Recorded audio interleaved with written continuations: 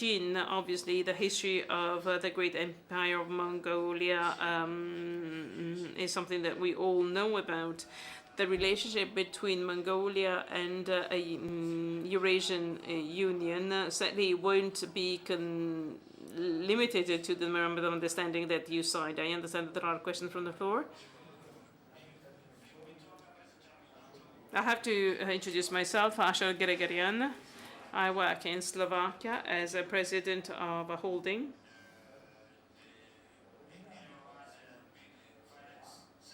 Eurasia Financial Center.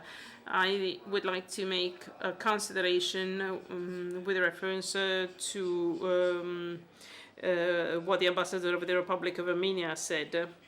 I share 100% of the things that she said, and I would like to confirm what I said yesterday, and that is that our holding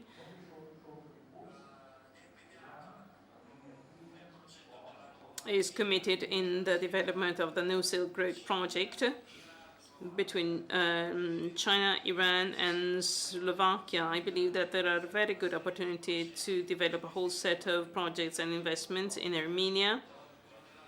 First of all, for the development of the railroad between Armenia and Iran, I would like to invite you to follow the invitation as was launched by our ambassadors to join efforts with us and develop a Euro-Asiatic fund in Armenia. You know that Armenians are to be found all over the world.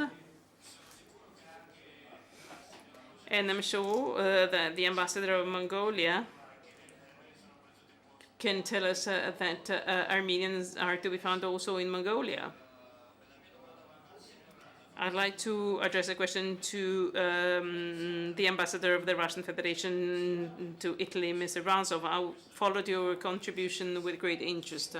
I believe that this forum is pretty peculiar. I can introduce myself as a co-chair of the Pan-European Center for Economic and Political Analysis that was established last year by the former Prime Minister of Slovakia. In the city hosting the headquarters of our center, we invited Professor Faliko, we invited a whole set of guests, and there are also delegates coming from other Western countries, but unfortunately, I have to say, unfortunately,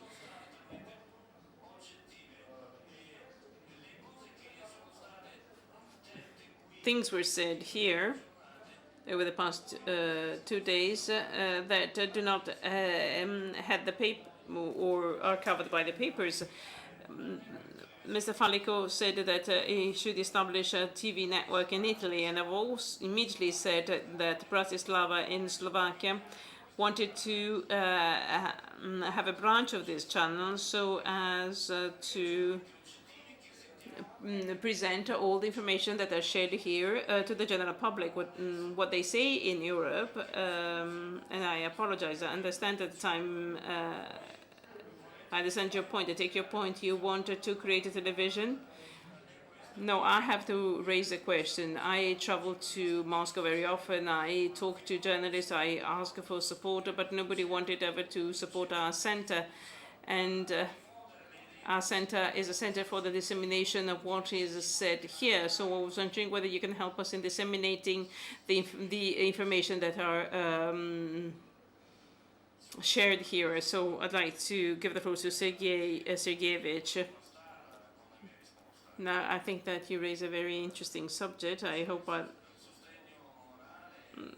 I can certainly give moral and political support.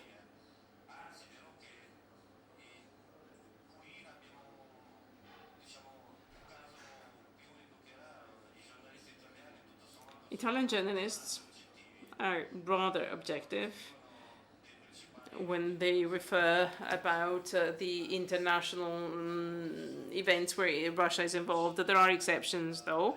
At times we have to react to such exceptions. And in that case, we send letters to different papers to express our own opinion. Our opinion is very straightforward. Every journalist has a full right to enjoy freedom of speech, freedom of expression, freedom to express one's political ideas, irrespective of the fact that we share with that or not. But the freedom of speech, the freedom of journalism also requires some sense of responsibility vis-a-vis vis-a-vis what journalists say or write. Now, when journalists speak or write and they tell lies, well, we should say so. And in that case, we have to react. Now, going back to your question, I fully support your request.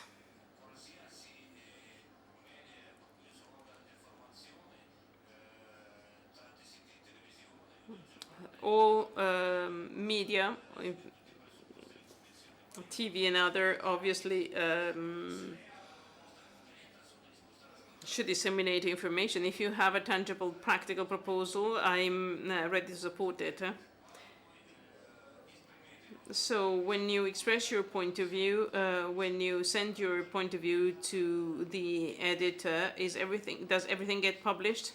Well, it depends, because publishers